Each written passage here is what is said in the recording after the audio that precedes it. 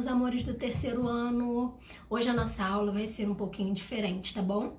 Nós vamos acessar a plataforma SAIS, vamos ver os nossos livros digitais e hoje nós vamos falar um pouquinho sobre a matéria de português, tá? Então, nós vamos colocar lá na plataforma a página 56 e vamos falar um pouquinho sobre o capítulo 3, tá? Ele tem como título Educar a Consciência e ele vem trazendo um pouquinho pra gente. Primeiramente, ele vem falando sobre os panfletos, tá? O que são os panfletos? Bom, os panfletos são aqueles papéis que nós recebemos em diversos locais e eles vêm trazendo sempre pra gente um anúncio, uma propaganda de uma empresa ou de um produto ou uma ideia, né? Quando alguém quer que uma ideia seja conhecida por diversas pessoas, essa pessoa faz um panfleto e distribui o panfleto, tá? Em quais locais a gente pode receber esses panfletos? Em diversos locais. Quando a gente está caminhando pela rua, a gente sempre encontra uma pessoa distribuindo panfletos. E aí a gente pega aquele panfleto, lê o que está escrito nele, conhece aquela ideia, conhece aquele produto ou aquela empresa, não é verdade? Na escola, nós também podemos receber alguns panfletos. Em quais ocasiões? Quando a escola quer que alguma ideia se torne conhecida, ela distribui também panfletos na escola, não é verdade? E aí os alunos ficam por dentro daquele conteúdo. Só que para um panfleto ser produzido, ocorre o desmatamento. O que é o desmatamento? É quando o ser humano vai lá e corta as árvores, tira a vegetação daquele local. Por quê? O panfleto ele é feito de papel. Então, acaba que essa atitude de produzir panfletos não é uma atitude adequada, uma atitude boa quando a gente pensa com o meio ambiente, né? Se a gente for pensar em cuidar do meio ambiente, essa atitude não é uma atitude adequada, ok? Então, o livro, no capítulo 3, ele vem dizendo que os panfletos, eles podem ser produzidos e ele vem trazendo uma ideia para a gente. Que ideia é essa? Quando a gente pega um panfleto na rua ou na escola e a gente conhece aquela ideia, normalmente nós descartamos esse panfleto logo em seguida, né? E aí, essa ideia fica apenas com a gente. Ela não se torna conhecida por diversas pessoas. E por isso, vários panfletos precisam ser produzidos sobre aquele mesmo assunto.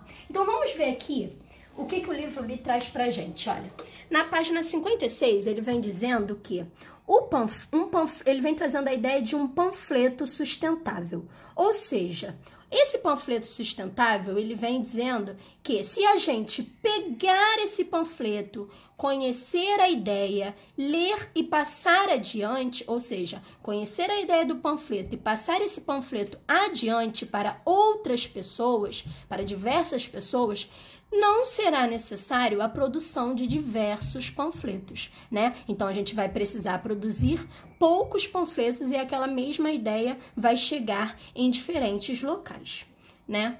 Aí, ele vem trazendo um pouquinho pra gente, na página 66, ele vem trazendo o que um panfleto pode ter, né? Ele vem com um novo panfleto, dessa vez o panfleto vem dizendo que todas as escolas são para todos os alunos. A ideia desse panfleto já é diferente, já é de mostrar para as pessoas que as escolas precisam receber todos os alunos, independente das características daquele aluno, e que a escola precisa realmente atender a esses alunos mesmo com todas as diferenças, porque nós sabemos que todos somos iguais, né? Mesmo cada um tendo a sua característica individual, em relação a direitos e a deveres, nós somos iguais e todos nós precisamos ser respeitados, né?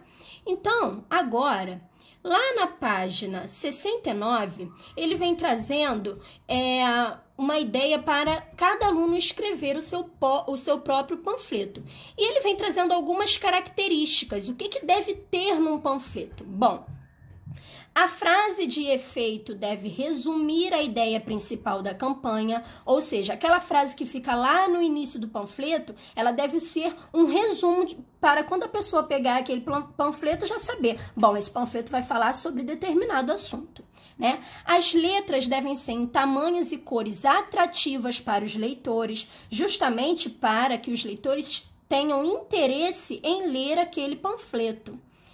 A imagem que o panfleto deve ter, deve ser, obviamente, sobre o assunto que o panfleto está trazendo. Então, no panfleto que nós temos lá na página 66, é exatamente isso que acontece. As imagens são atrativas, as letras também, ó, tanto é que aqui tem letras em diversos tamanhos, em diversas cores, tudo para chamar a atenção do leitor, né? E a imagem está complementando a ideia do panfleto. Então, essas são algumas características do panfleto, né? São algumas coisas que, quando a gente vai produzir o nosso próprio panfleto, nós devemos utilizar dessas características, tá bom? Então, quem quiser em casa, pode fazer um panfleto utilizando essas ideias. Peguem uma ideia bem interessante que vocês acham que seja legal passar para diversas pessoas e vocês podem produzir um panfleto só de vocês, tá bom? Bom, o capítulo 3, ele também vem trazendo um pouquinho sobre as sílabas tônicas e sobre o formato CVC.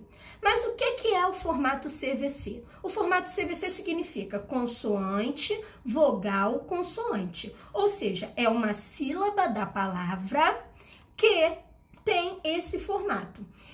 E aí ele vem trazendo que, eu vou dar uma dica para vocês. Logo de cara, quando a gente pega uma palavrinha, para descobrir se essa palavra tem um formato CVC, a dica é, separa primeiramente essa palavra em sílabas. Ou seja, eu quero a palavra macaco. Quero ver se tem um formato CVC. Você primeiro vai separar a palavrinha em sílabas. Ma-ca-co. E vai observar sílaba por sílaba da palavra, vendo se tem um formato CVC naquela palavra. Então, a primeira dica é essa, separa a palavrinha em sílabas, observa sílaba por sílaba, que aí vai ser mais fácil de você identificar se aquela palavra tem o formato CVC.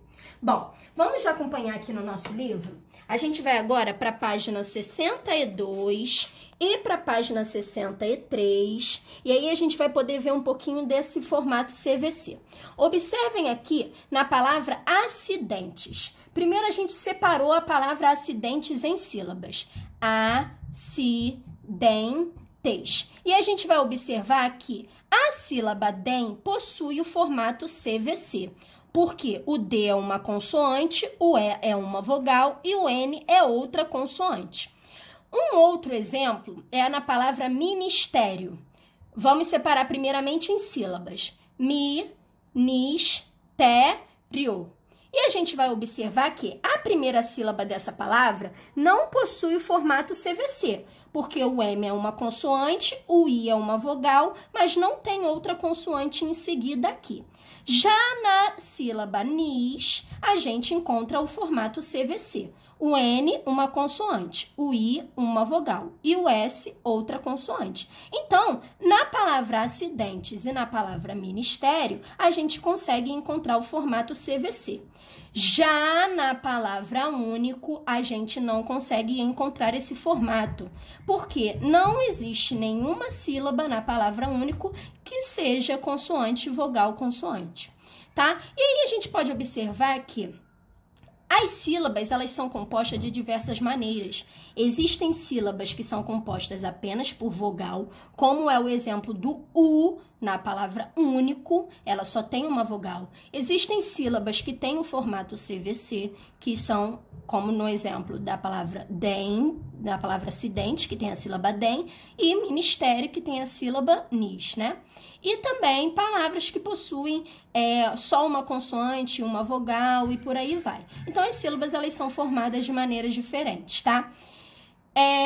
Agora, aqui na página 63, a gente vai observar que ele vem falando pra gente um pouquinho sobre a sílaba tônica. Mas o que seriam as sílabas tônicas, né? Bom, é muito fácil. Pra gente descobrir a sílaba tônica de uma palavra, é só a gente cantar aquela palavrinha, tá? Então, toda palavra possui uma sílaba tônica. A sílaba tônica é a sílaba forte da palavra. Aquela sílaba que tem mais força, né? Que parece que ela é alongada. Ela é a sílaba tônica da palavra. Então, eu vou pegar aqui uma palavra... Vou usar o exemplo macaco de novo, que eu já tinha usado anteriormente. Na palavra macaco, para eu descobrir a sílaba tônica, a sílaba forte dessa palavra, primeiramente eu vou cantar a palavrinha. Por exemplo, macaco. Quando eu canto, eu descubro que a sílaba tônica é K, né? De novo, ó, macaco. A sílaba forte é K, a sílaba alongada, né? Então, muito simples. Eu quero descobrir qual é a sílaba tônica da palavra, qual é a sílaba forte dessa palavra. Canta a palavrinha que você logo vai descobrir. Uma dica. Toda palavrinha que tem acento, a gente já nem precisa cantar ela para descobrir qual é a sílaba tônica. É mais fácil ainda. Por exemplo, eu quero descobrir qual é a sílaba tônica da palavra trânsito. Trânsito tem acento, né? Acento circunflexo na sílaba tram. Quando eu observo essa palavra, eu já vejo o acento, né? E aí eu já descubro que a sílaba tônica dessa palavra é a sílaba que possui o acento. A mesma coisa acontece na palavra lápis. Na palavra lápis tem um acento agudo, né? Que é o acento da vovó. Na sílaba lá. Então, ó, lápis. A sílaba forte é lá. Mas logo quando eu observo a palavra e percebo a presença do acento, eu já nem preciso cantar a palavrinha, porque eu já descobri que naquela palavrinha, a sílaba forte é a sílaba que tem um acento, tá? Então, aqui no nosso livro, a gente vai poder observar que ele também vem trazendo pra gente a situação de qual é a posição da sílaba tônica. Ela pode ser na última, penúltima ou antepenúltima sílaba. Uma dica, a gente sempre deve começar contando da última sílaba, nunca da primeira, tá bom? Então, na palavra segurança, segurança, é a última sílaba tônica? Não. É a penúltima? Sim. A penúltima sílaba é a posição da sílaba tônica. Agora, nessa palavra aqui, ó, trânsito, a sílaba tônica é tram. É a última sílaba? Eu não vou começar pela primeira, ó, vou lá na última. É a última sílaba? Não. É a penúltima? Não. É a antepenúltima? Sim. Contando de trás para frente, eu descubro que a sílaba tônica da palavra tram é a antepenúltima sílaba.